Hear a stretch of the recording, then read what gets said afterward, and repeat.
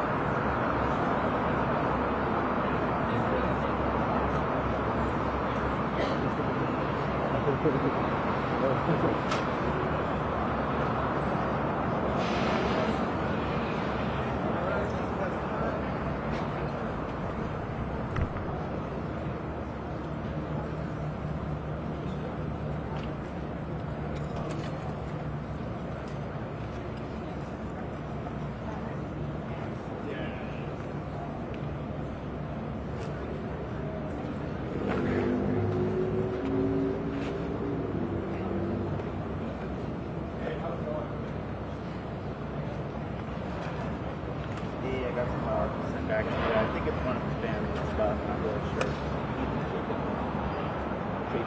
It's the Chapin family. So I'm gonna have you roll on. So yeah,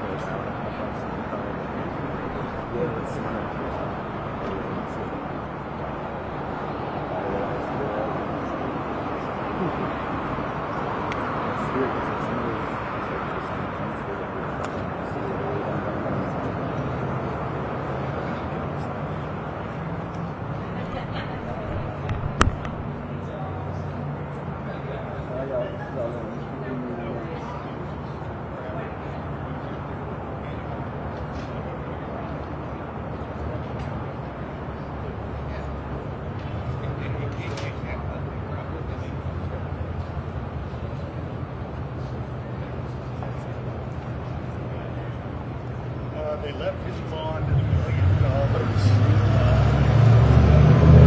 Set another hearing for him.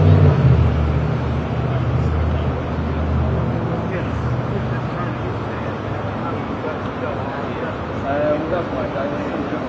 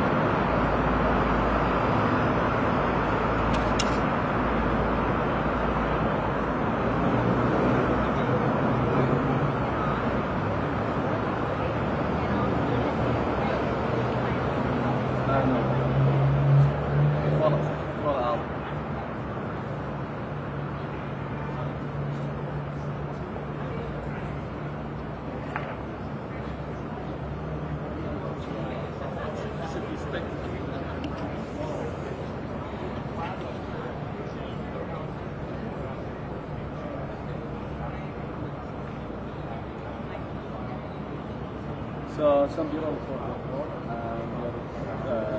and also victim spending. Especially the last two shots.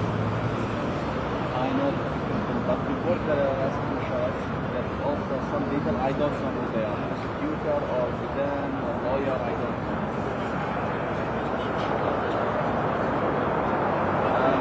The life for Amanda, she asked me to report. But send it up. Okay, thank you. Bye.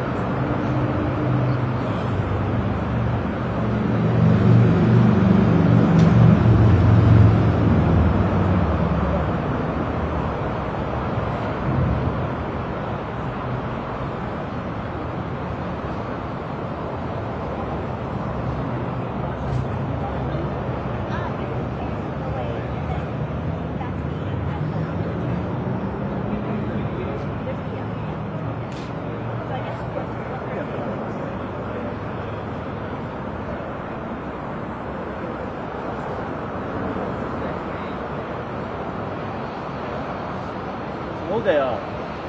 You know them?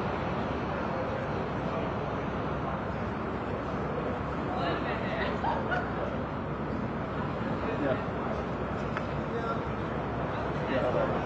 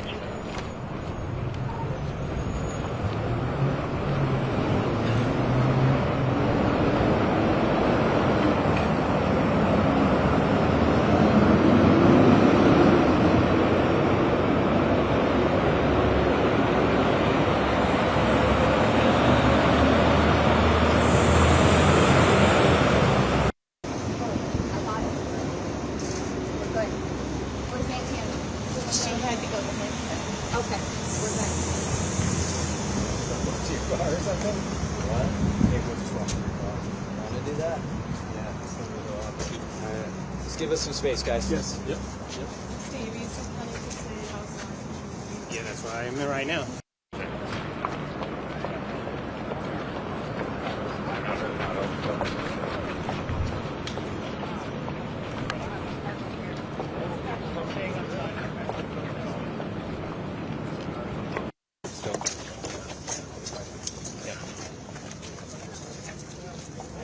Staying outside as a form of protester.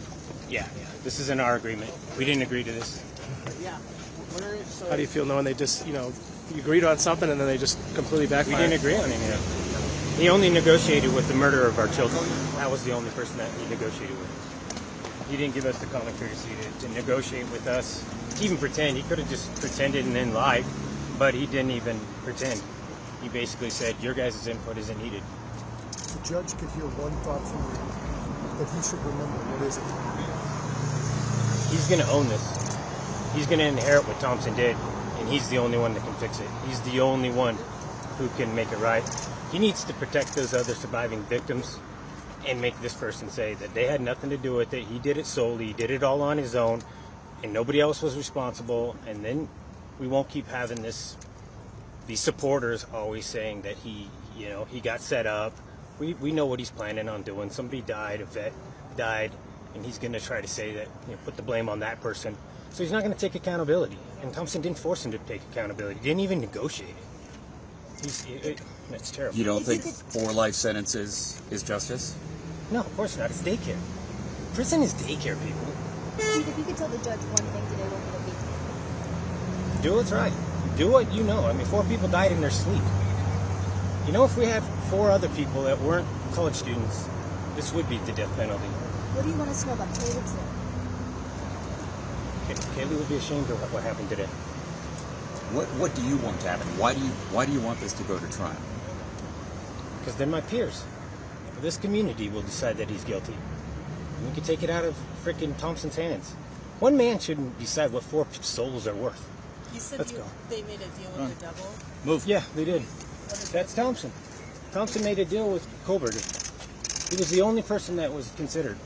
What do you think of the other families who are glad this is happening to them? Well, that's good enough for their kids. Doesn't mean it was good enough for mine. Do you have any messages for Kohberger's family? Yeah, what do you want? We know when you flew out here. We know. We have your flight records. How are you preparing to see him today? I'm not going to see him. Not here. When you say you know the flight records, what do you mean, Steve? I know when his parents booked their flight. When his father did. What does that mean? You'll find out. Would you like to say something to them? No, I don't care about him. The rest of your family went inside. Is it important for them to be in there today? Yeah, for sure. Where are you going? Are you not? able I'm to just get- getting out of this zoo. You're not staying in? No, I'm not going in there. Steve, Guys, move. would you Get be out of the willing way. to? Would you be willing to come on the air? We can have you live on the air, and you can say whatever you want. Would you I'll come get it. over with me? No, I'm Are gonna. you sure? Yeah, I'm getting out of here. Okay, Antoinette, I just wanted to say hi. All right. Steve, I'm not really in Shannon. I've been in touch with Shannon. Okay. And we'll do interviews like when this thing's over. We'll come out here with our kids, and we'll meet them. But I can't do this for 2 hours, guys.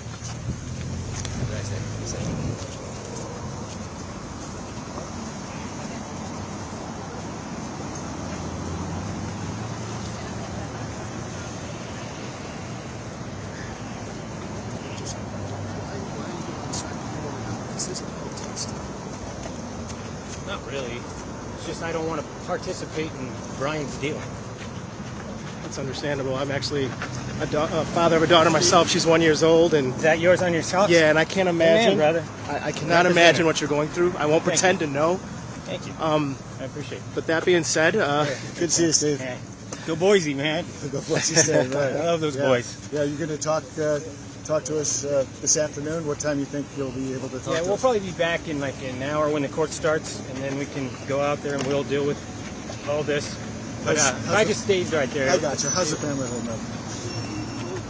We're all disappointed. We're very disappointed. We worked too long, too hard for half-ass efforts. Is that directed towards Judge Hippler? Hitler hasn't done anything. He inherited this.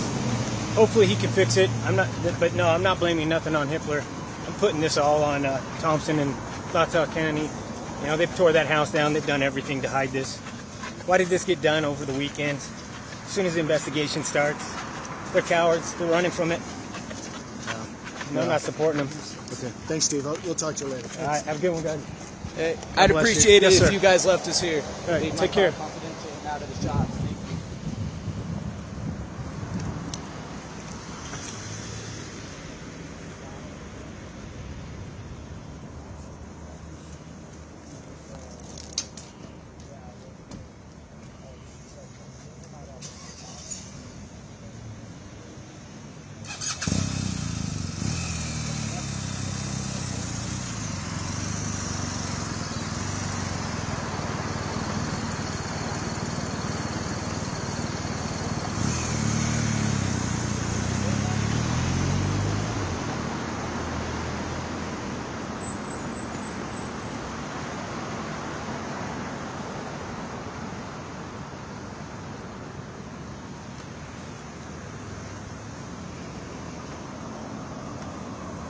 Thank you.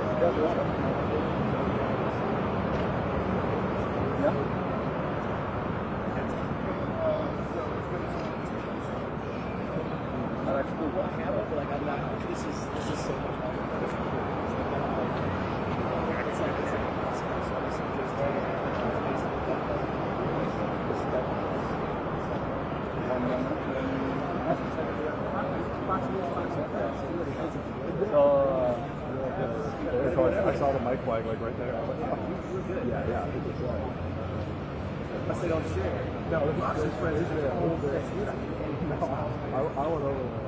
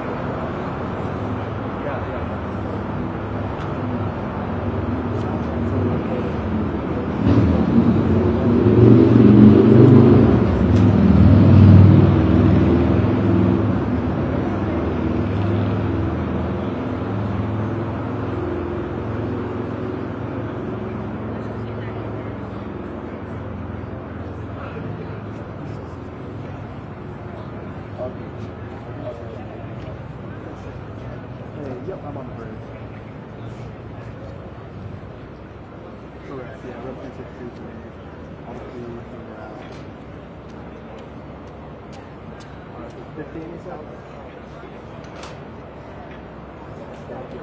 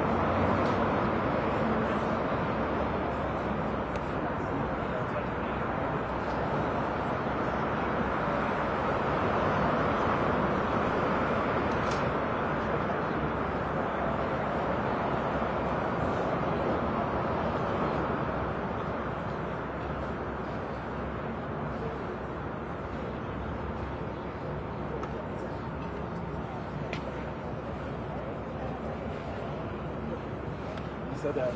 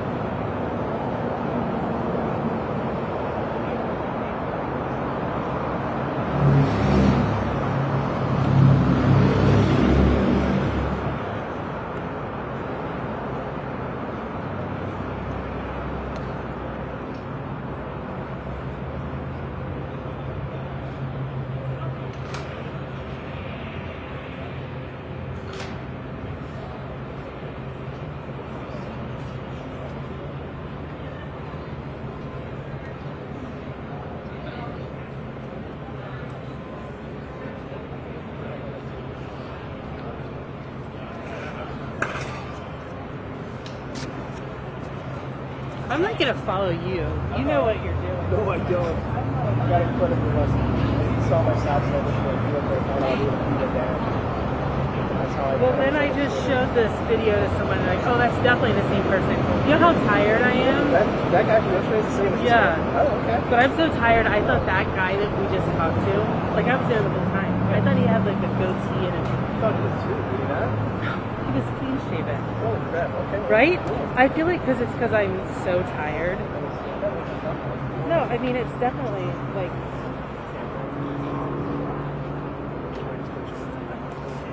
Right? I feel like I'm literally.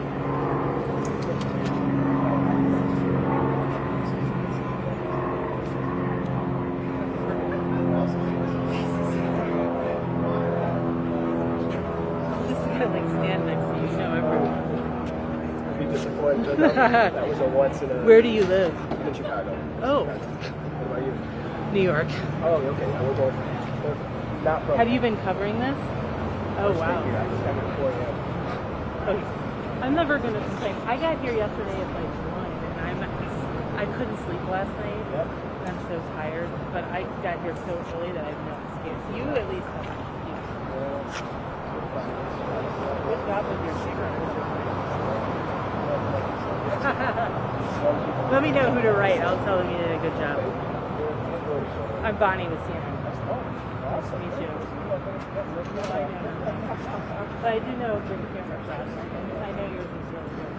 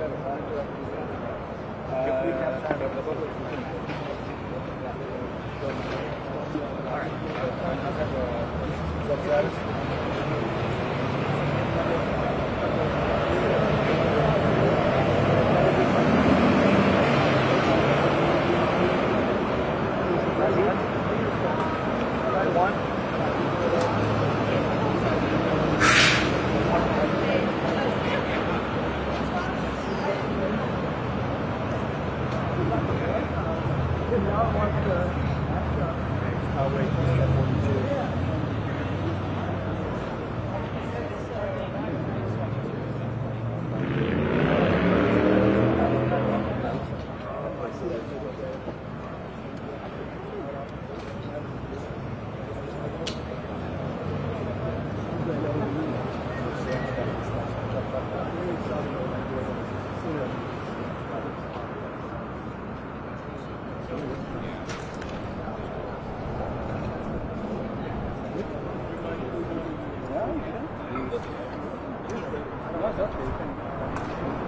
let me finish live, and I will put my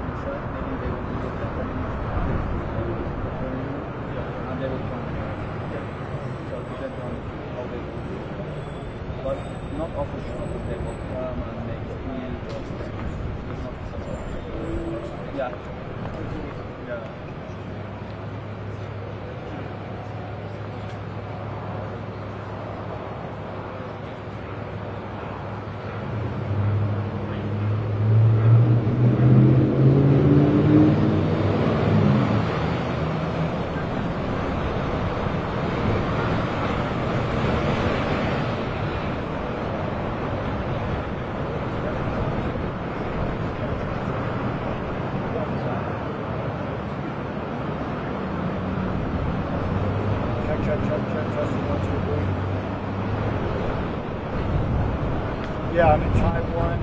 Do I need to, I just heard Karen. Do I need to hear Karen right now? Okay, cool. So I got it on,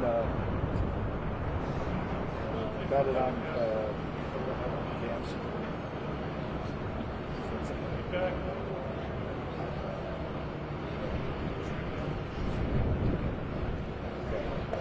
Okay, I think I'm good.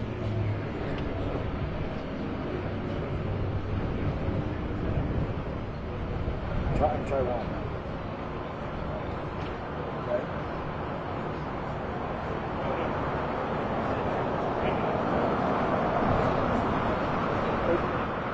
Doug?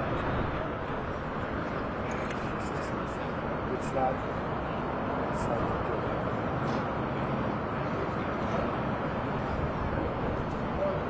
Yeah, it's showing the yellow, but I can't get the yellow off.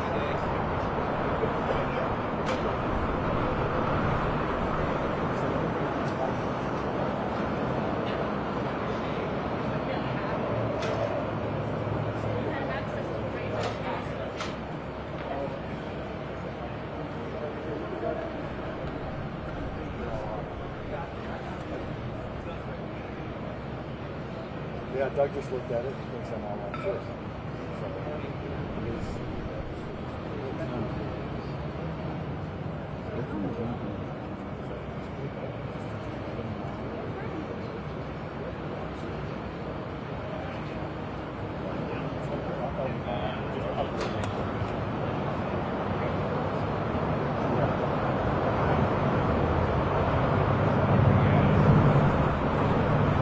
Yes,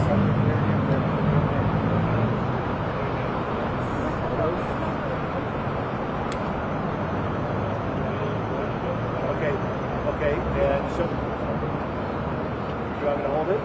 Okay, sorry. We probably don't have time to run. It's about 45 seconds now, but I don't know. That's okay.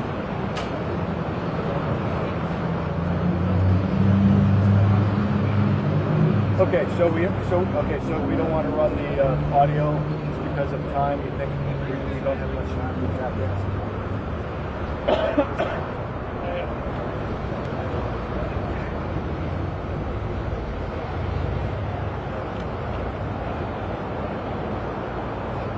Okay, is Trent? Yeah. Is Roland with us too?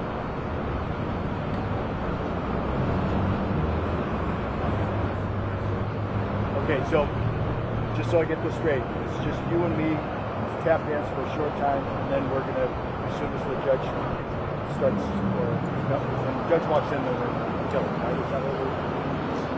So no.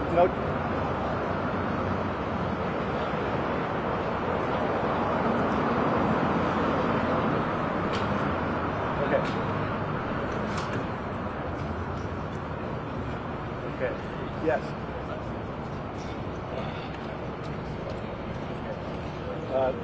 Is Travis on this line? Travis?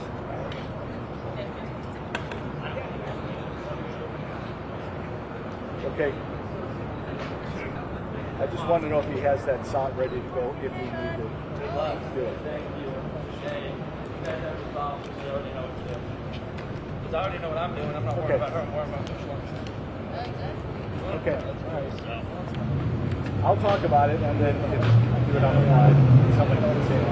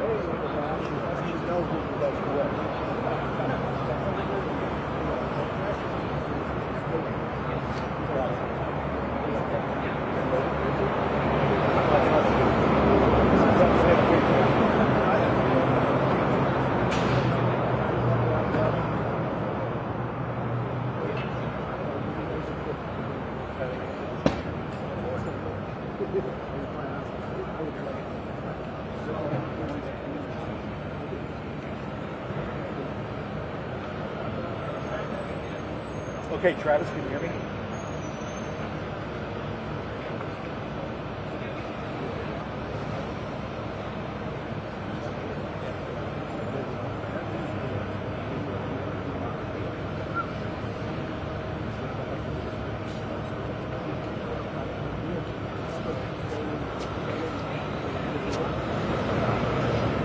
Good?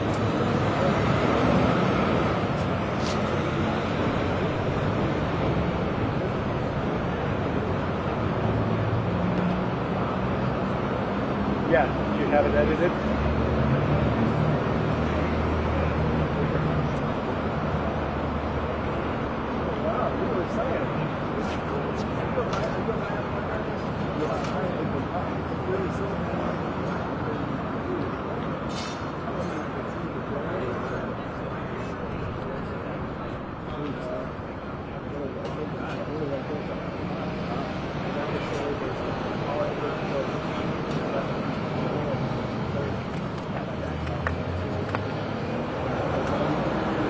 like a plumber trying to get a... Oh, yeah.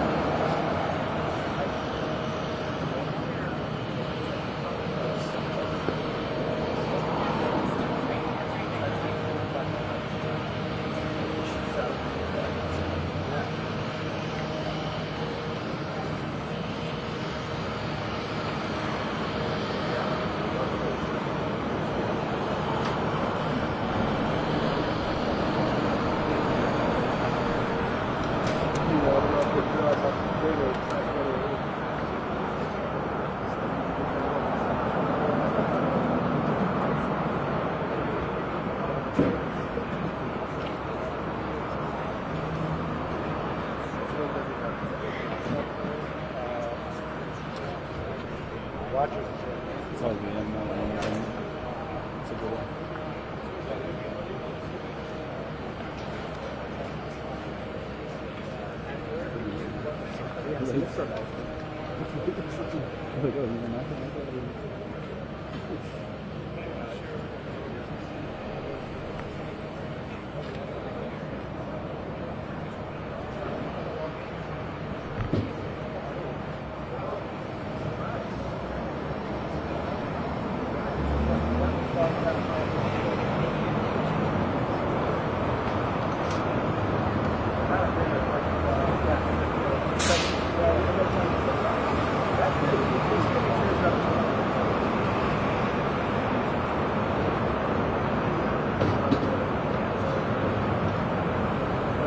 Tim.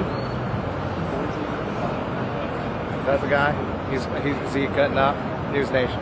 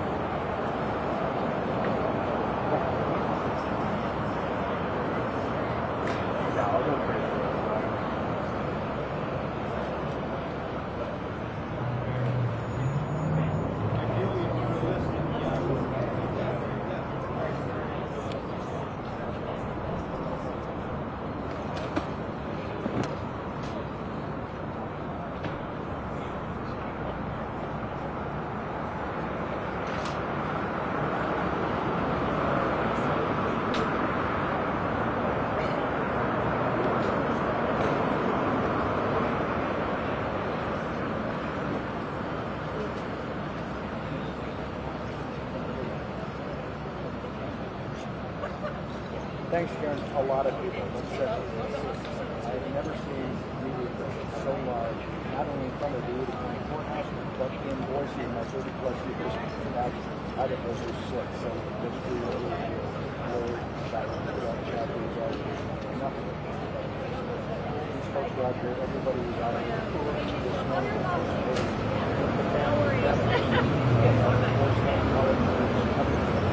Across the road over here. Steve Thompson showed up. Almost like it was a rock star. Everybody just gravitated. He walked up to the courthouse like a businessman. He did not go in. It seems that he said, stay outside as a protest. He didn't go back to the Steve decided to walk right back down to the street. He had a great press conference. And then he walked across the street. I got a live shot. Sorry. I had the opportunity to chat with Steve because we walked down the sidewalk, and I think we have that sound right now we can play. So he starts to look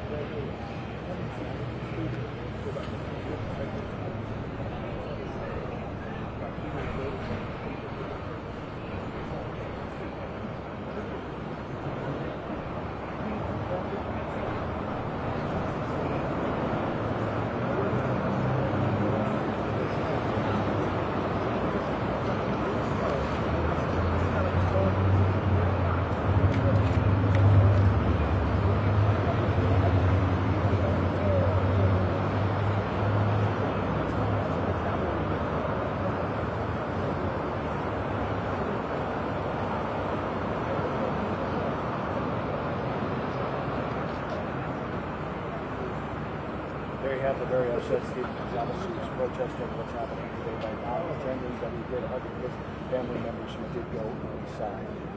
We're all anticipating what's going to be happening here outside the courthouse. As soon as we get more information here, the rest goes on. Back to you.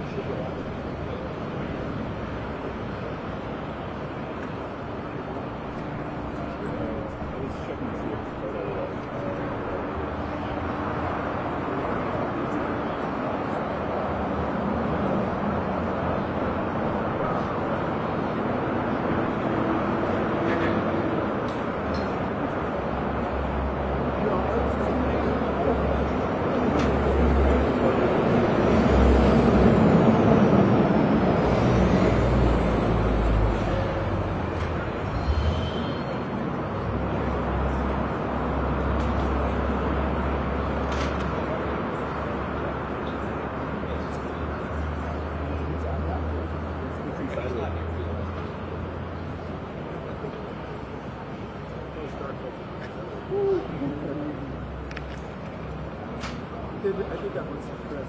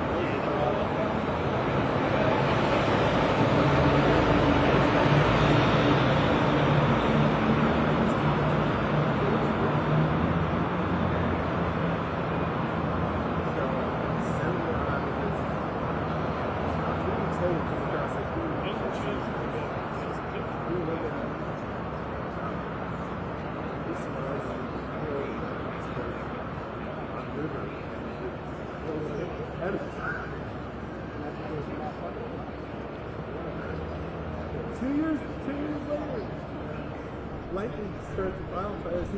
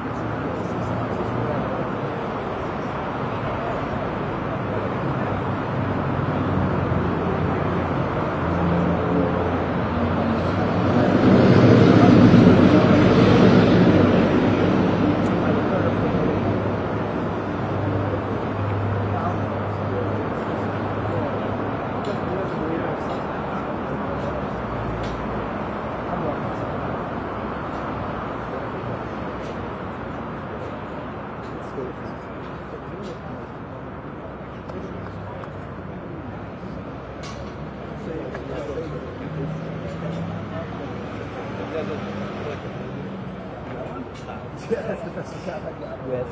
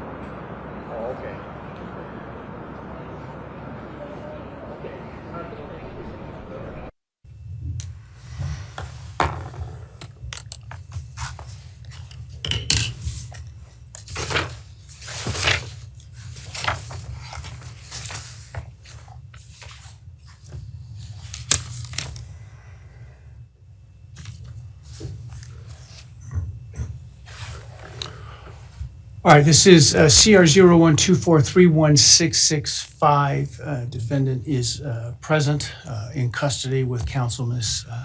Thompson, Ms. Jennings, and Ms.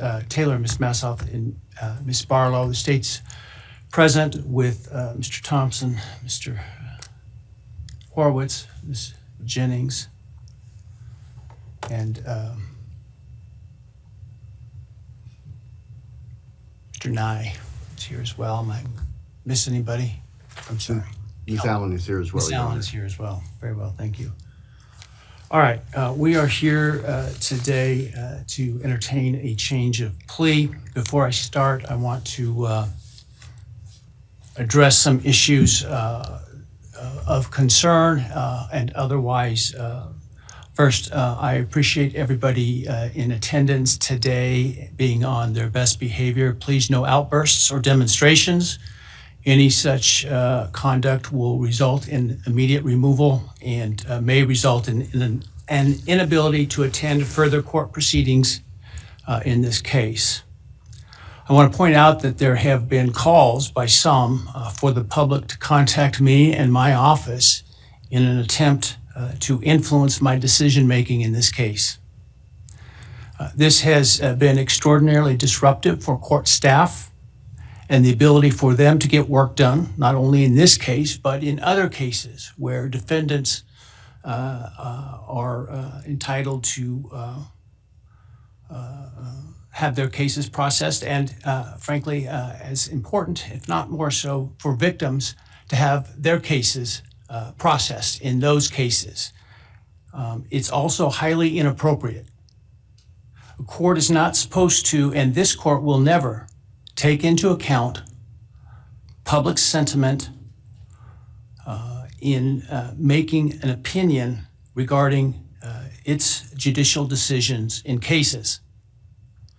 Courts should, and I always will, make decisions based on where the facts and the law lead me, period. I have not read any of the numerous messages nor listened to any of the numerous voicemails that have been sent to me and my staff. Those have all been forwarded to security and, where appropriate, to law enforcement. I ask that you not continue to mount such campaigns or to send me information like this, because, again, it is not appropriate and, frankly, not something I would take into account when deciding a matter in a case like this. I also want people to understand some very basic concepts about the ideas of separation of powers, and what the court's duties are, and what the duties and the rights of the executive, or in this case, the prosecuting attorney, is. The executive, the elected prosecutor, is the sole authority in deciding what charges to pursue, including whether as well as what penalties to ask for, and what penalties to pursue, including the death penalty. This court cannot require the prosecutor to seek the death penalty, nor would it be appropriate for this court to attempt to do that. This court, in considering a plea agreement, if it were to reject this plea agreement, cannot force the state to seek the death penalty.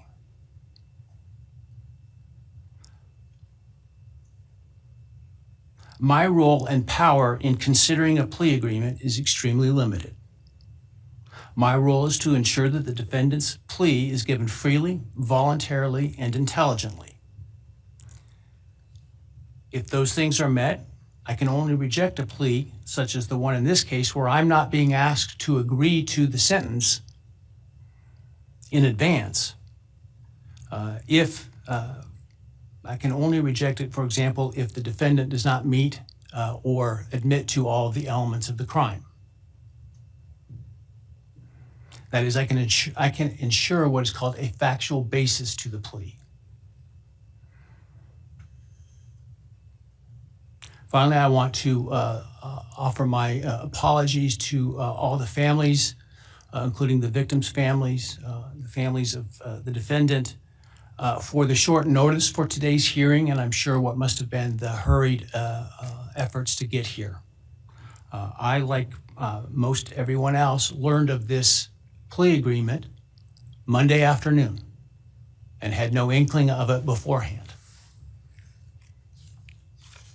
Prior to that time, I was under the belief that this case was proceeding to trial, as had been indicated, and my staff and I were busy continuing to work on preparations to have potentially 10,000 citizens of Ada County come to jury duty starting in mid-July, with the questionnaire process in mid-July. It was, once I learned of the defendant's decision to change his plea in this case, it was important that I take the plea as soon as possible because of the extraordinary administrative efforts that were otherwise attendant to the process of this getting this trial potentially underway on time, and including the significant process of bringing, again, potentially up to 10,000 jurors to come in and fill out juror questionnaires prior to the beginning of the voir dire process. And so it was important that we, if we're going to go down this road, do so expeditiously so that we can avoid those costs and expenses associated with that. Otherwise, if it was not going to result in a plea, or if for some reason the plea were to fall through today, that we could continue diligently towards trial at the time specified. And so that obviously required that we act quickly. And so some folks may have not had the amount of time that we would otherwise allow for them to travel here.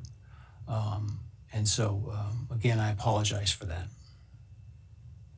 I want to make people aware that during the hearing, if you are to leave the courtroom for any reason, you will not be readmitted during the hearing. Also, when we finish the hearing this morning, I ask that the public and media wait in their seats until the victims' families and the defendants' families and others are escorted out of the courtroom before you start to leave.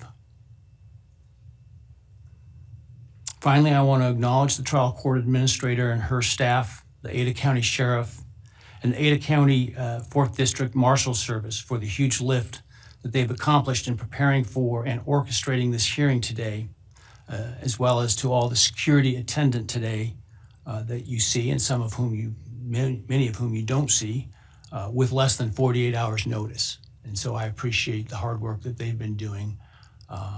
Frankly, some of them while they were on some vacation prior to the trial starting and had to call that short. And so I appreciate very much their professionalism and dedication. All right, that said, let's move to the business of today. I understand the state and the defense have reached a plea agreement in this case. For the record, I have a written plea agreement which indicates in sum the defendant will plead guilty to all 5 counts in the indictment: burglary, felony, and first-degree murder, 4 counts. The state and the defendant stipulate, that is, that the defense is not free to argue for a lesser sentence at sentencing, to the following. The defendant on the burglary charge will be sentenced to 10 years fixed, and that the defendant on counts 2 through 5, the 4 counts of first-degree homicide, on each count would receive a fixed life sentence, all 5 of those counts to run consecutive to one another. Defendant, as part of the plea agreement, waives his right to appeal, as well as his right to appeal the sentence and his right to seek leniency or reconsideration of the sentence under Idaho Criminal Rule 35.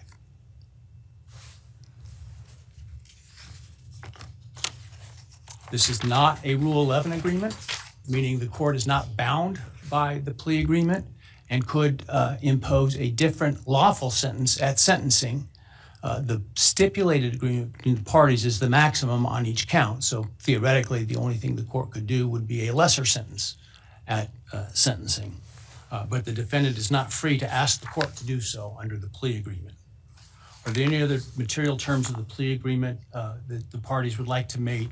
Obviously, the plea agreement, the written plea agreement will speak for itself and be part of the court record. Not from the state, Your Honor. Thank you. No, Your Honor. Thank you. All right, very well.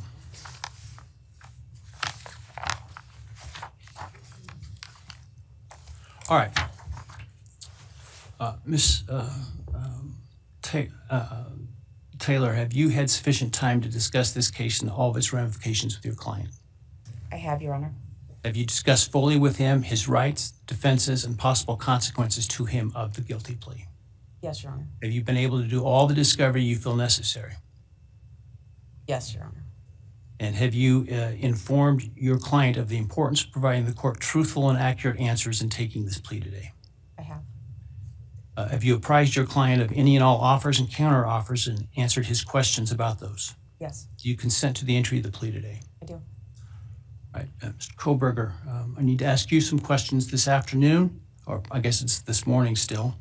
I do this to ensure that so that I am assured that you understand the nature of the charges to which I understand you're going to plead guilty, as well as the possible consequences to you of your guilty pleas.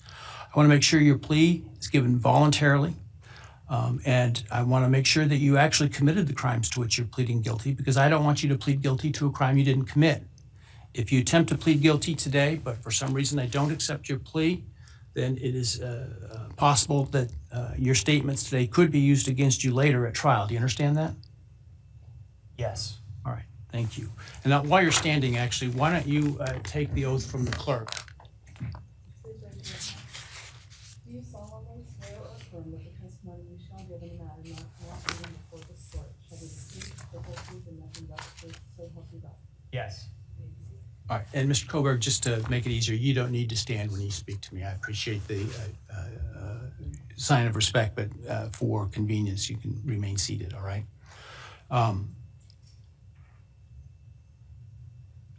Before I start asking you questions today, have you consumed, substantive questions, let me ask you, have you consumed any alcohol, drug, or other intoxicating substance that would impair your ability to understand or exercise reasonable judgment? No. You feel like you are thinking clearly today? Yes. All right, I want you to understand what the possible penalties are for each of the crimes to which I understand you're going to offer a guilty plea today. They include on count one, the burglary, a fine of up to $50,000 and a period of incarceration of up to 10 years in the state penitentiary. You may be required to pay restitution to any victims of the crime. Count 2, 3, 4, and 5 for first-degree murder.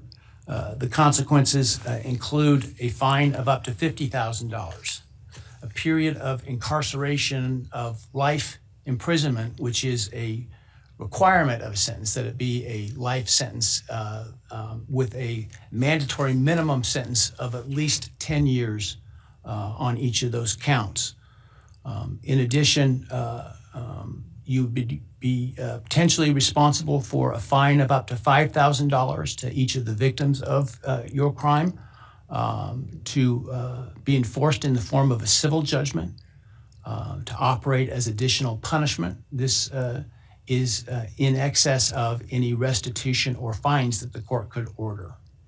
And again, you may be required to pay restitution to the victims of the crime. You would be required to provide, as to counts 1, 2, 3, 4, and 5, a DNA sample and a right thumbprint impression, and potentially pay for analysis of those samples.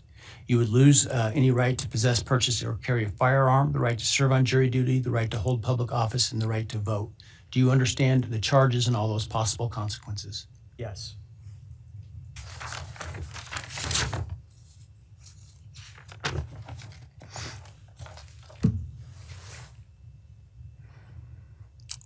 You've heard the plea agreement that I talked about today. Do you agree with that plea agreement? Yes. And do you understand the nature of the charges that you've been charged with that I understand you're going to plead guilty today to? Yes.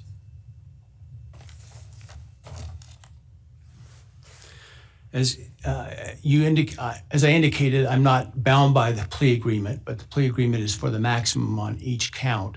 Do you understand that I'm not bound by the plea agreement? Yes. Has anyone promised you that I would be lenient or easy on you if you pled guilty? No. Has anyone threatened you or anyone close to you to get you to plead guilty? No. Has anyone other than the state's agreements with respect to the plea agreement, has anyone promised you anything in exchange for your plea agreement? No. Has anyone told you to be untruthful in answering my questions today? No. Has anyone offered you a reward of any kind other than the plea agreement in order to get you to plead guilty today? No.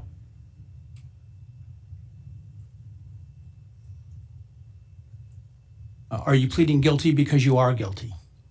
Yes. And counsel, obviously there have been a number of motions filed to suppress evidence in this case. Other than those filed, are there any other motions that you felt were available with respect to Rule 12?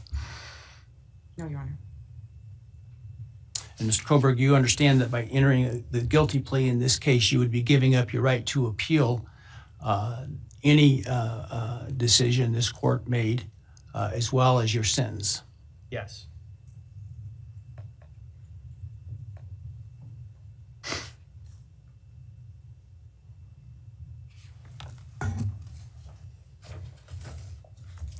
Have you had enough time to decide whether or not to plead guilty?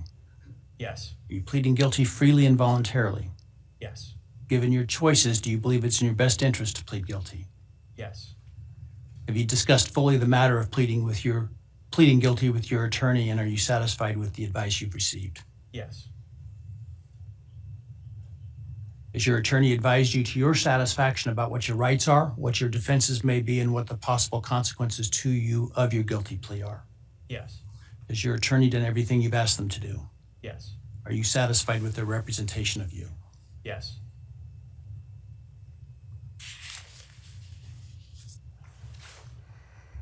I have received a written guilty plea advisory questionnaire that is purported to be filled out by you. Did you fill that document out? Yes. Did you understand the questions that you answered in this document? Yes. And are the answers that are outlined in this document your answers? Yes. Are those answers truthful? Yes. Did you sign the document? Yes.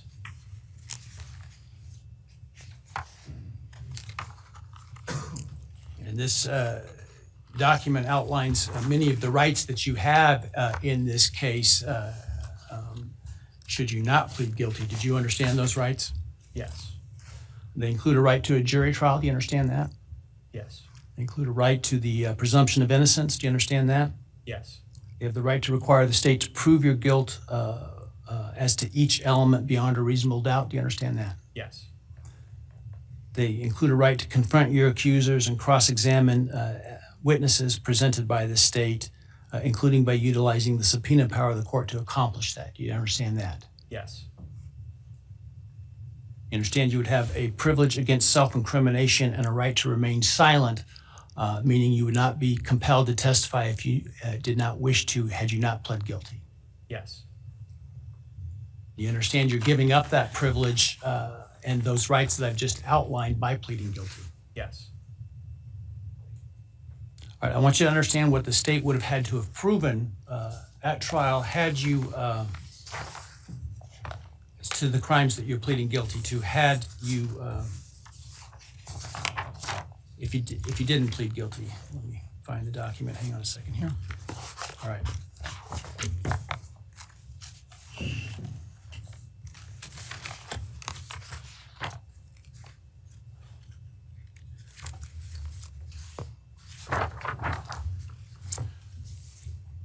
So as to count one burglary, the state would have to have proven that on or about November 13, 2022 in Latah County, Idaho, you unlawfully entered a residence located at 1122 King Road in Moscow, Idaho, with the intent to commit the felony crime of murder. As to count two,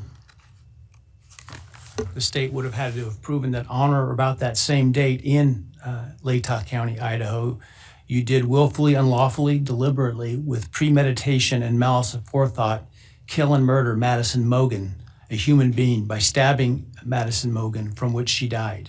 As to count three, the state would have had to have proven that on that same date in Latah County, at that same address, you did willfully, unlawfully, deliberately, with premeditation and malice aforethought, kill and murder Kaylee Gonzalez, a human being, by stabbing her, from which she died. As to count 4, the state would have had to have proven that on or about that same date in Latah County, Idaho, you did willfully, unlawfully, deliberately, with premeditation and malice aforethought, kill and murder Xana Kernodle, a human being, by stabbing her, from which she died. And then as to count 5, also murder in the first degree, that on or about November 13th, 2022, in Latah County, Idaho, you did willfully, unlawfully, deliberately, with premeditation and malice aforethought, kill and murder Ethan Chapin, a human being, by stabbing him, from which he died. Do you understand those things the state would have had to have proven? Yes. And do you understand that by pleading guilty, the state no longer has to prove those things because you're admitting those things are true? Yes.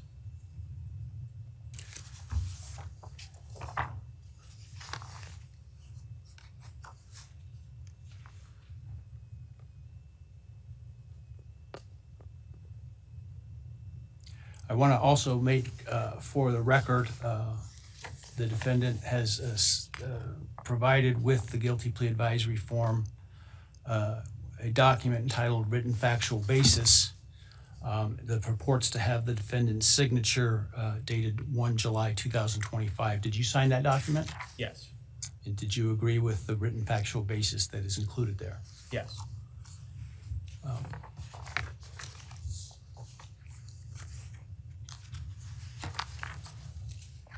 And then let me ask you, did you, on November 13th, 2022, enter the residence at 1122 King Road in Moscow, Idaho, with the intent to commit the felony crime of murder? Yes. Did you,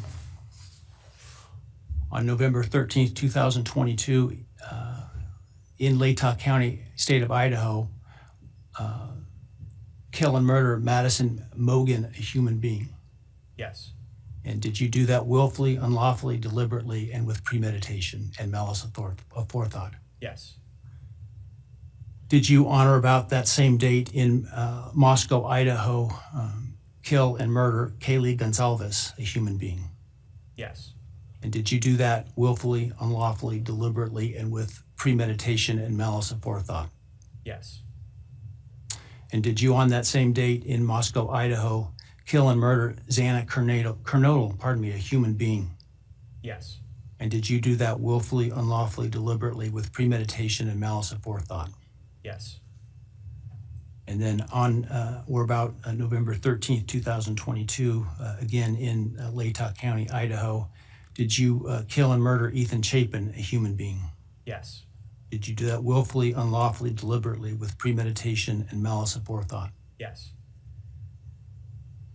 I would ask the state at this time to provide its recitation of its factual basis had this case gone to trial. Thank you, Your Honor. Your Honor, the organization of the recitation is different than what I think the court and the public may be familiar with from the probable cause affidavit and other documents. The state's evidence, as an overview, would show that back in March of 2022, when the defendant was residing in his parents' residence or was residing back in Pennsylvania, his home state, he purchased online a K-bar knife and sheath with an Amazon gift card that he had purchased shortly prior to the purchase of the knife, sheath, and sharpener. Jumping ahead, the end of June of that year, the defendant, Mr. Kohberger, moved from Pennsylvania to Pullman, Washington, which is right across the state line from Moscow, Idaho, for the purpose of pursuing a PhD in criminal justice at Washington State University. The state's evidence would indicate that beginning July 9th of 2022, Mr. Kohberger's phone began connecting to a cell tower that serves the area of the 1122 King Road residence in Moscow, Idaho. Now, I will acknowledge for the court and all present that there are many residences in that area. It's a dense population of mostly college-related occupants. Between July 9th of 2022 and November 7th, the defendant's phone connected to that particular tower during late night, early morning hours, 10 p.m. to 4 a.m., on approximately 23 times. Now, I will acknowledge also, we do not have evidence that the defendant had direct contact with 1122 or with residents of 1122, but we can put his phone in that area on those times. In the interim, on August 22nd of 2022, Lake Tahoe County Sheriff's Deputy Darren Duke conducted a traffic stop in the early morning hour or late evening hours, about 11 p.m. On the west side of Moscow, on the Moscow-Pullman Road. This was the traffic stop of Mr. Kohberger's car, which turned out to be a 2015 white Hyundai Elantra with Pennsylvania plates. During the course of the traffic stop, Deputy Duke was able to obtain Mr. Kohberger's name, Bryan Kohberger, his phone number, and his address, which at that point was an apartment address in Pullman. We then move to the early morning hours of November 13th, 2022.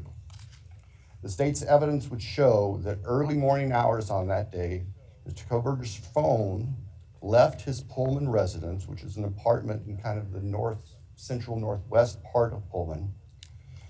That phone was then subsequently turned off at approximately 2:54 a.m. and remained off until approximately 4:48 a.m. on Sunday, the 13th of November. The state's evidence would include a trial, video surveillance of a business on the Moscow-Pullman Highway, just across the state line from Moscow. It would show a vehicle matching the description of the defendant's Hyundai Elantra entering Moscow at approximately 3:02 a.m. Compiled surveillance that the investigators put together from businesses and residents then show the defendant's car, the white Elantra, as I've described, circling the 1122 King Road area, that neighborhood, starting around 3:30 or so in the morning. Comes into the immediate area of 1122 King Road, which is actually on a dead end, and then leaves several times. And approximately 4:05 that morning, the defense car had entered that area, was leaving, stopped at the intersection of King and Queen Road, did a U-turn, and the state's evidence would show that the defendant's car came back and parked behind and above the 1122 King Road residence. The state believes that its evidence would then show that the defendant entered the residence of 1122 through the kitchen sliding door on the back side of the residence, which is the side of the residence that would face the area above where the defendant's car was parked. The defendant entered the residence, went to the third floor, and with a knife, killed Madison Mogan and Caitlin Gonzalez. The defendant, as he left that room, for whatever reason, ended up leaving, or the sheath for a K-bar knife was left on the bed next to Madison Mogan's body. And I can jump ahead. That sheath was tested by the Idaho State Police Forensic Lab, and single source male DNA was found on the snap of that sheath, as well as blood from both Kaylee and Madison and other trace evidence. But it's important to note single source male DNA was on the snap of that sheath. The state's evidence would show that Xana Knodel was still awake at this time. In fact, had taken a DoorDash order not long before this started. Her room was not on the third floor, it was on the second floor on the west side. As the defendant was either coming down the stairs or leaving, he encountered Xana, and he ended up killing her, also with a large knife. Ethan Chapin, Xana's boyfriend, was asleep in their bedroom, in her bedroom, and the defendant killed him as well with a large fixed blade knife. Each victim suffered multiple wounds. I will state for the record that there is no evidence there was any sexual component or sexual assault on any of the victims. I want to make that clear so there's no speculation. There were two other roommates in the house, and they were already asleep. During the course of this, one of those roommates awoke, looked out her door not knowing what was going on, and saw the defendant, who was dressed in black with a black balaclava on, holding some sort of container in his hand. And she saw him leave the house through the direction of the kitchen where that sliding door is that I mentioned before. At approximately 4:20 that morning, So this would have been 15 minutes or so later. The defendant's car is seen on a surveillance camera for 1112 King Road, which is immediately next door to the west of 1122, leaving the area at a high rate of speed. And if the court were to see that, or anybody in this courtroom would see that, you can see the car almost loses control as it makes the corner, heads north, and then turns to go south on Walinta, which is one of the only ways to get out of that part of town. The evidence would show that following that, the defendant in his Elantra drove south of Moscow. We know that he drove on the back roads because there are surveillance cameras on the main highways, Highway 95, that would have picked up the defendant's car if he'd gone that route. And they did not show the defendant's car on that route during the time. So we know that he went through a variety of back roads in very rural, isolated part of Latah County. About 4:48 that morning, the defendant's phone comes back on. And the evidence will show that that phone was located south of Moscow, likely at a side road intersection with Highway 95. From there, the defendant's phone activity tracks heading back north towards Pullman, Washington, where the defendant lived. About 5:26, starting approximately 5:26, various surveillance cameras in Pullman, Washington pick up the defendant's vehicle as he enters Pullman from the south and heads north and slightly west towards his apartment, where he arrived at approximately 5:30 in the morning. Later that morning, this Sunday, the 13th of November of 2022, Mr. Kohberger's phone returned to the area of King Road. We don't know exactly what he did, but it returned to that area. It's about 9 o'clock in the morning. He was there for about 10 minutes and then returned to his Pullman residence. About 9:30, the state's evidence will show, evidence taken from the defendant's phone, that he took a selfie of himself on his phone in what appears to be the bathroom of his Pullman apartment with a thumbs up. The defendant's phone then went to the Lewiston-Clarkston Valley, approximately 30 miles south of Moscow and Pullman. And the defendant is actually seen with his car at various businesses down there. This area is the confluence of the Clearwater River and the Snake River. Lewiston is Idaho's seaport. Large bodies of moving water down there. In addition to tracing the defendant's activities, as I've just outlined, on the 13th and leading up to the 13th, the state's evidence will show that following Sunday, November 13th, 2022, business records show that the defendant began searching for a K-bar knife and a K-bar knife sheath, as the state believes, to replace the one that was left at the scene of the murders. The evidence also will suggest that there were at least attempts by the defendant to delete or alter his purchase history on Amazon, where all these transactions had occurred. Later that week, the state's evidence will show that Mr. Kohberger went to what we would call DMV, motor vehicle licensing here in Idaho, in Pullman, to change his car registration from Pennsylvania to Washington. That's of note because Pennsylvania cars do not require a front license plate. The vehicles seen on the surveillance cameras of the defendant's car showed it didn't have a front license plate on it. At the time of the traffic stop by Deputy Duke in August, it was Pennsylvania plate, no front license plate. Mr. Kohberger proceeded to finish his semester of studies at Washington State University and returned to Pennsylvania for the holidays. Law enforcement at this point were aware of Mr. Kohberger, had been accessing information about him, were trying to find him. They located him in Pennsylvania, and they conducted what's called a trash pull. During the nighttime hours, agents of the FBI, who assisted immensely with this case,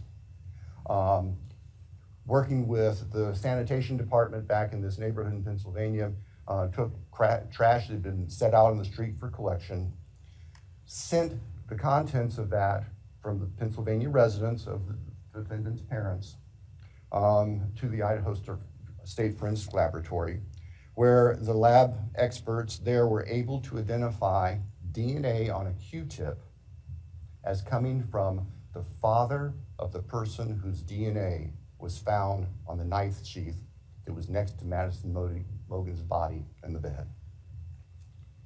Subsequently, an arrest warrant was issued here in Idaho, and a search warrant was issued in the state of Pennsylvania with the assistance not only of the FBI, but the Pennsylvania State Police.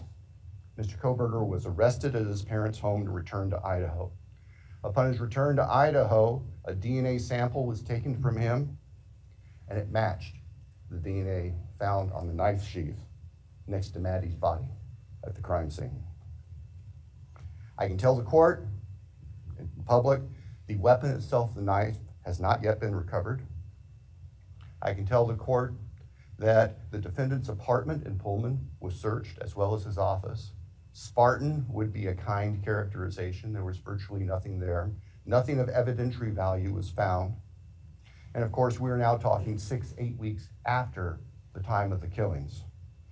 In Pennsylvania, the defendant's car was seized, and it was actually pretty much disassembled internally. And it also had been cleaned. There was a bucket of cleaner right beside it.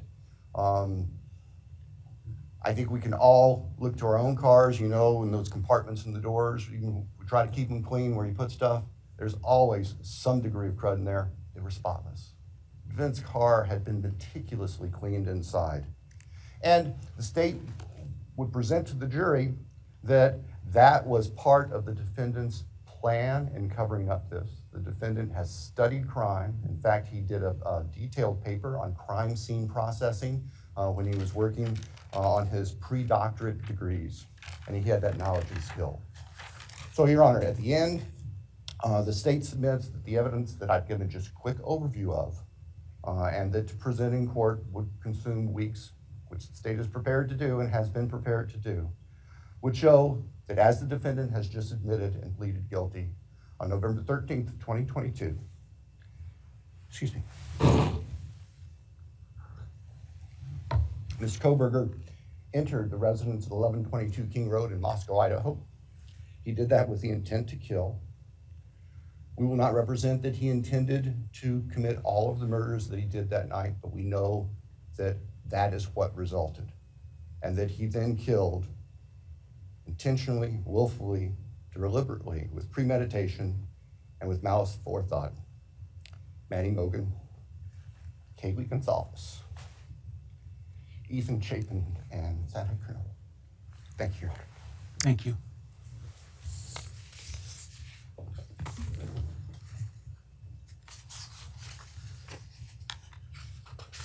All right, based on the state's proffer, and importantly, based upon defendant's explicit admission to committing these crimes, the court finds there is a factual basis. Therefore, with respect to count 1, burglary, felony, how do you plead, Mr. Kohberger, guilty or not guilty? Guilty. As to count 2, murder in the first degree, as it relates to the murder of Madison Mogan, how do you plead, guilty or not guilty? Guilty. As to count 3, as it relates to murder in the first degree for the murder of Kaylee Gonzalez, how do you plead, guilty or not guilty? Guilty. As to count 4, the first degree murder of Xana Kernodle, a human being, how do you plead, guilty or not guilty? Guilty. As to count 5, the first degree murder of Ethan Chapin, a human being, how do you plead, guilty or not guilty? Guilty. Right. The court will find that the defendant understands the nature of the charges and each offense and the possible consequences to him of his guilty plea. The court finds that there is a factual basis for the plea, and finds the defendant believes the plea to be in his best interest. I find that the plea was given freely, voluntarily, and was intelligently made. I accept the plea. I direct that it be entered. I'll continue the matter for sentencing in this case. I think it was mentioned on the call Monday afternoon, the defense wishes to waive a pretrial investigation. Is that accurate? Yes, Your Honor. The state also? Yes, Your Honor, the state does not believe pre-sentence investigation is needed given the evidence that is available. We want to, though, make sure that all of the victims have the opportunity to make statements to the court at sentencing. Absolutely, and certainly both the state and the defense may present whatever sentencing memorandum and other documents you wish me to consider. The victims will be given an opportunity to provide the statements that they wish to at sentencing. Do we need more than one full day for sentencing? I do not believe so, Your Honor. Obviously we have numerous victims, and we have victims who share unique perspectives on this, and we want to make sure that they all have time to express their feelings to the court. But I believe that if we can start perhaps 8:30 or so in the morning, that we should be able to complete it all in one day. Defense agree with that in terms of the time frame? Yes, Your Honor. All right. So as it happens, we have some time reserved in this case in July and August. The week of July 22nd is available. I don't know if that's too soon for the parties, or the next week, the week of August 4, is available. Any preference? Your Honor, we're prepared as soon as the court wants to schedule it. The state, I believe, would be prepared on the 22nd. Right. We've told the victims' families that we're looking at approximately those dates. All right. So because of the plan to bring in so many jurors to fill out questionnaires, I had ordered that no other trials could take place in this courthouse the week of July 22nd. And so we will use that in terms of the sentencing date, because of what I'm sure will be the significant interest of the media and the public, and the logistics that will be required to make that happen. Without trials going, it'll be a lot easier to do that. So let's pick that week. Why don't we pick July 23rd, with the idea that if for some reason we don't finish, we could continue into the 24th. We'll start at 9 in the morning. Does that give your team enough time, Sandra? 9 in the morning? All right. Any concerns with that date? No, Your Honor, thank you. No, sir. All right.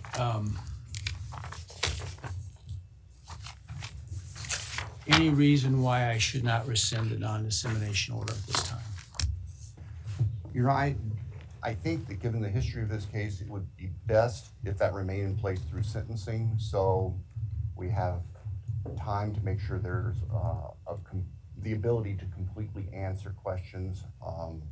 That would be the state's preference and recommendation. We'd have no objection for the order to remain in place through sentencing. All right, I will, at this point, the idea to keep it until sentencing, which time it would be withdrawn, in order to give the parties the space and time to prepare to meet what I'm sure will be the deluge of media requests. That's at least my preliminary decision at this point. We can always revisit if it seems to be, for some reason, I should. That said, obviously, I don't think the defendant, a bond was ever set for the defendant. Were it would be revoked. The prior order allowing him to come in civilian clothes is revoked, given his plea and no longer the presumption of innocence. And in fact, now the actual conviction for the crimes. He will continue to be held at the jail pending sentencing. Is there anything else today? No, Your Honor. Thank you. I assume that the trial date will be vacated. The trial and those 4 jurors will be released. The trial will be vacated, and I'm sure that the jury commissioner will get word to those that receive their summons that they won't be required to attend. So that said, again, if you would all please wait for the parties and the victims' families and others to leave the courtroom before you do, I would appreciate it. And with that, we're adjourned. All right, please.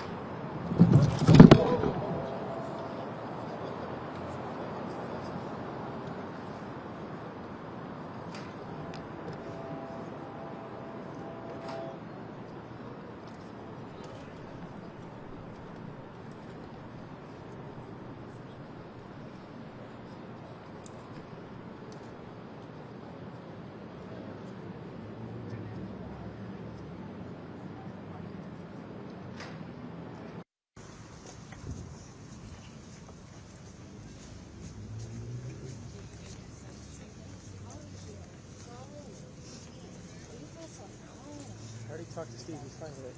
Okay, I'm not. I'm not. Okay, sorry. Are you coming to the camera, Steve?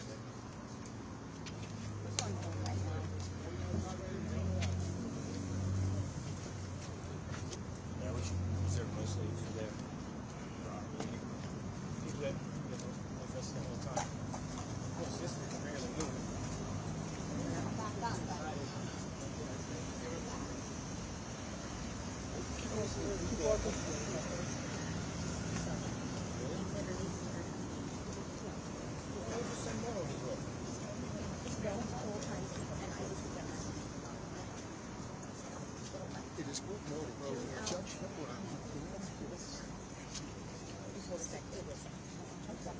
He's an elected official. It's wrong for him to tell that he shouldn't be called when he's going to question everything.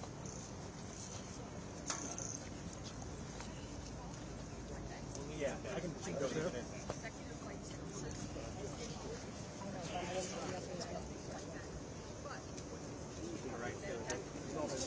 He's walking across the street here. Mr. Gonsalves, how are you feeling right now? We're pretty let down.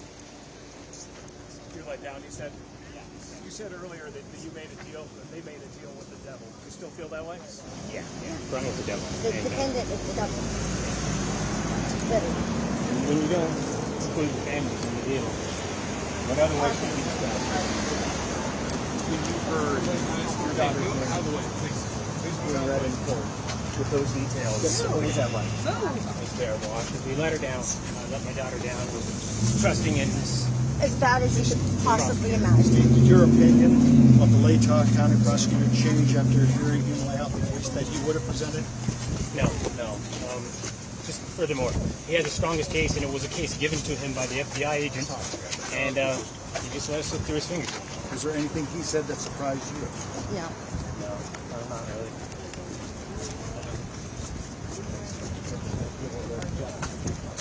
Hey guys, can you not be in between us? Sorry, guys.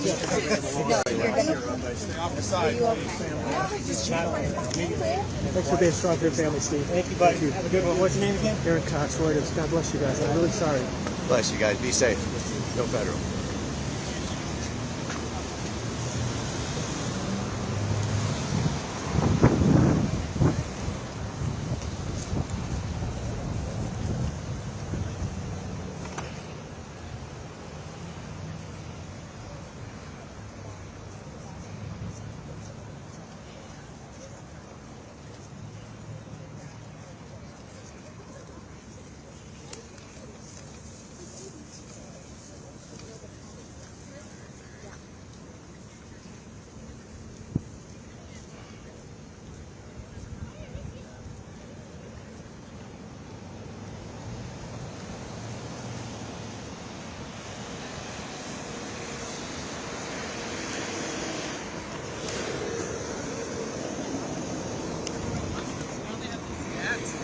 Crazy. They are going to the families, yeah?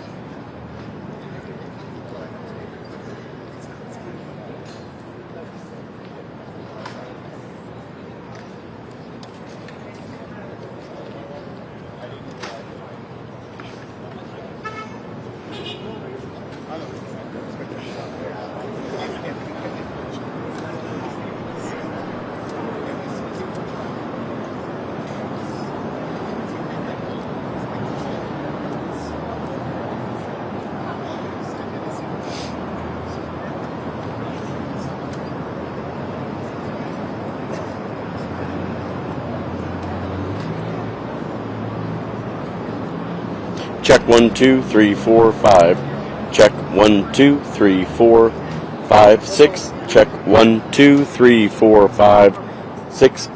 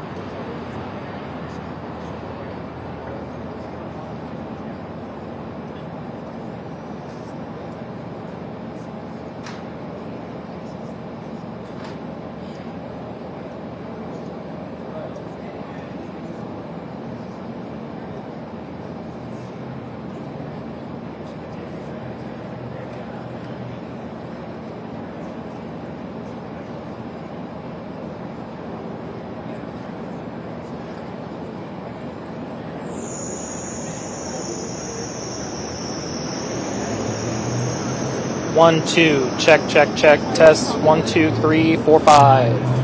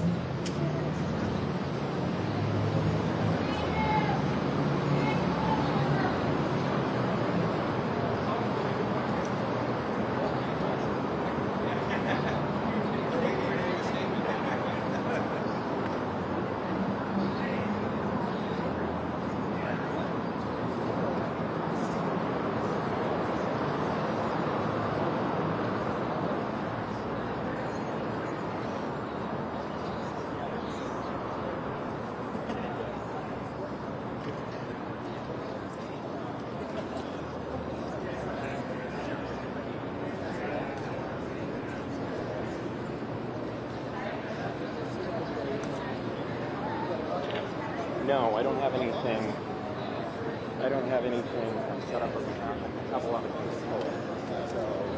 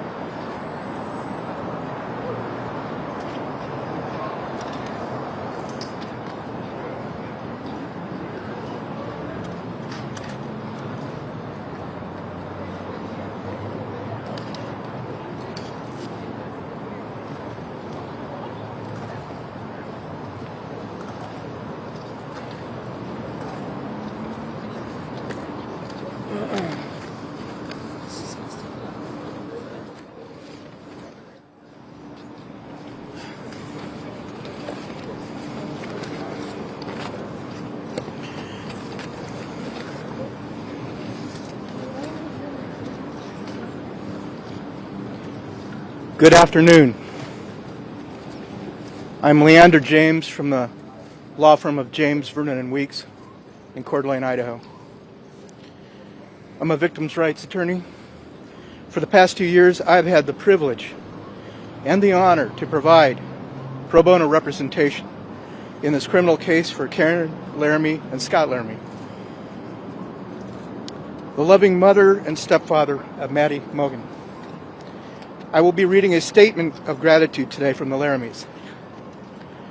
962 days ago, we lost our Maddie, our kind, loving, vivacious, and caring daughter full of purpose and promise. We are grateful for the gift of her life, and we have grieved the loss of that life during each of these 962 days. We love you, Maddie, and we miss you. We are grateful for the gift of the young, vivacious, promising lives of Kaylee, Xana, and Ethan. And we deeply, deeply mourn their senseless loss. We remain in solidarity with their families and friends, and we continue to shower them with our prayers and support. We are grateful for their prayers, love, and support that they have given us. They have helped us and sustained us during our darkest times. We are grateful to the prosecutor, Bill Thompson, and his dedicated and caring team, including victim coordinators, Kim and Stacy, who have helped to guide us through the sometimes confusing and disorienting legal process. Thank you for all your dedicated, diligent, and tireless commitment to justice and the successful outcome reached today. We support the plea agreement 100%. While we know there are some who do not support it, we ask that they respect our belief that this is the best outcome possible for the victims, their families, and the state of Idaho. We extend our deep gratitude to the many law enforcement officers and staff who worked tirelessly to obtain the critical evidence that brought justice today, including the Moscow Police Department, the FBI, the Idaho State Patrol, and the Lehigh County Sheriff's Department. We are deeply grateful to Judge Hippler and Judge John Judge before him. We thank you for your diligence, thoughtfulness, and judicial guidance. We appreciate the difficult work you have done to balance the rights of all involved and to uphold the rule of law. You have had our prayers and support throughout this case. We send our love and gratitude to the many family and friends who have supported us, cared for us, and helped us to heal our open emotional wounds. To the good people of North Idaho, who have showered us with kindness and support, we thank you. We also mourn today with you the recent tragic and senseless loss of two brave North Idaho firefighters. We extend our prayers and support to their families. You are not alone. We understand your pain. For all parents who have endured the loss of a child, we know recovery is a long and at times an almost unbearable journey. But you are not alone. And there is hope and there is healing. We thank those in the press who have respected our privacy and the grieving process, and the privacy and grieving process of the families of Kaylee, Xana, and Ethan. To others in the press, we gently encourage you to do the same. We thank the many people across our nation and beyond who have reached out to us, prayed for us, and extended their kindness. You too have helped us on our journey to heal. We now embark on a new path. We turn from tragedy and mourning. We turn from darkness and uncertainty of the legal process to the light of the future. We have closure. We embark on a path of hope and healing. We invite all of those who have mourned with us to join us, and we wish you well. Thank you. I will now share a few words of my own. Over the past 2 years, I've been amazed and humbled by Karen and Scott's strength, endurance, and faith. They have uplifted me and so many. They founded a nonprofit to help others in the name of Maddie. They have been a beacon of hope amidst a dark and tragic time.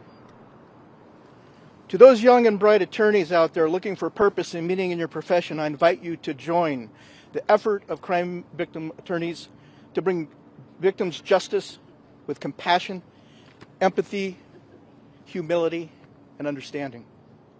This case is not the end of violence. This case is not the end of lawlessness. We need your help to bring hope and healing to the innocent caught in the crossfire of life. Thank you all. Sir, could you just say your name one more time, sir? Leander James. Leander, last name is James. Thank you.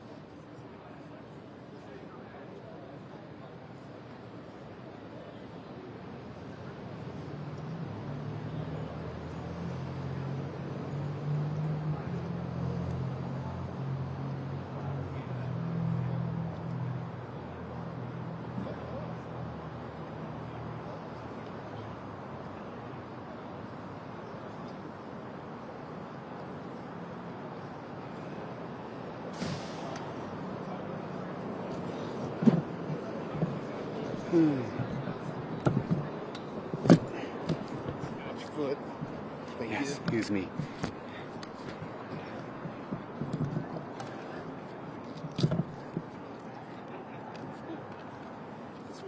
All this black is not good.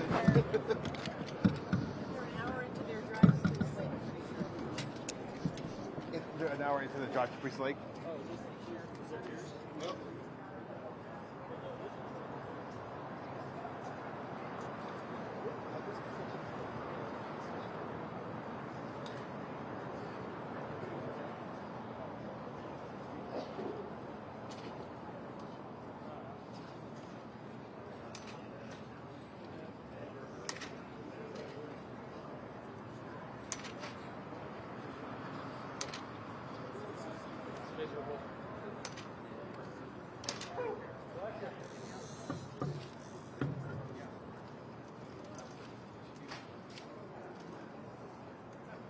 You the pool guy?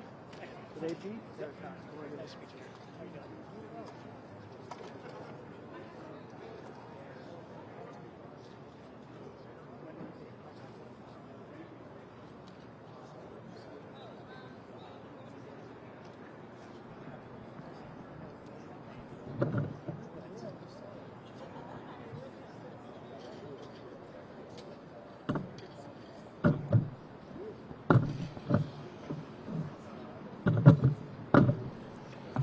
Thanks again, man, for letting me.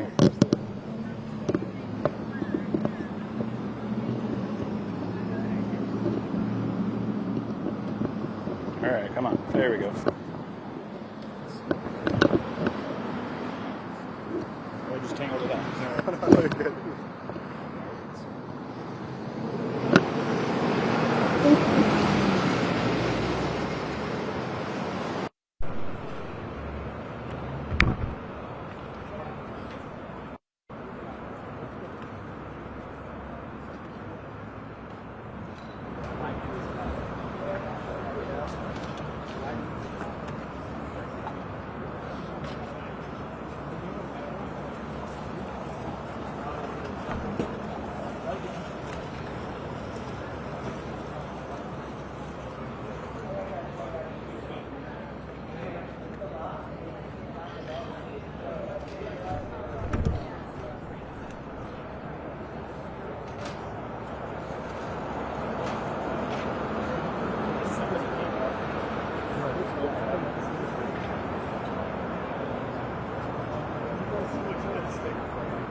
Yeah, it ended up being a little bit, which I was. Seriously.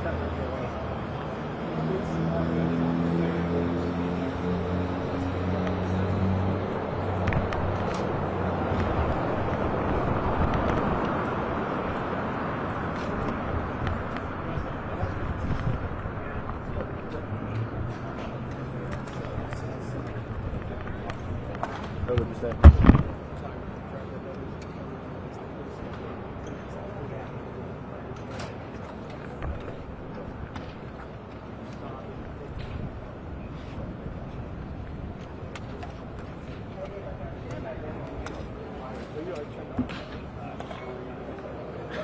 I switched over to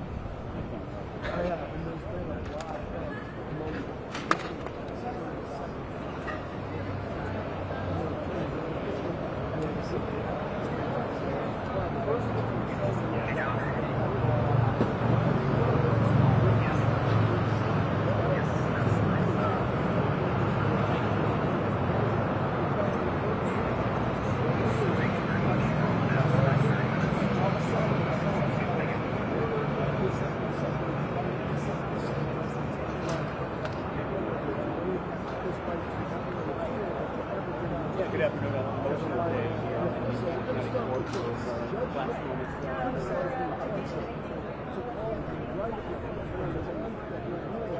Good afternoon. Most of the day here in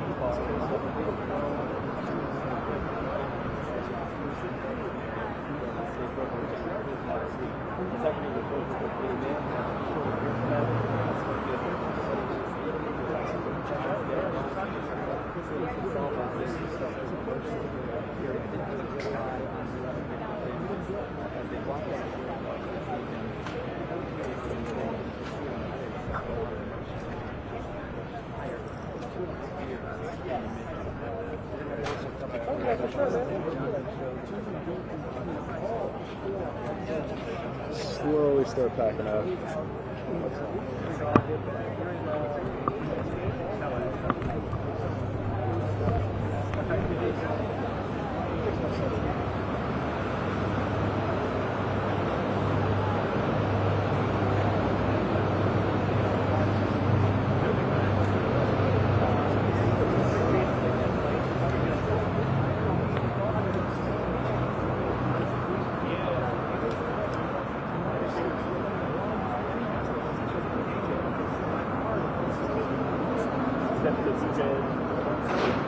No, that's the Michigan chair. Oh. I only have to that in the captain.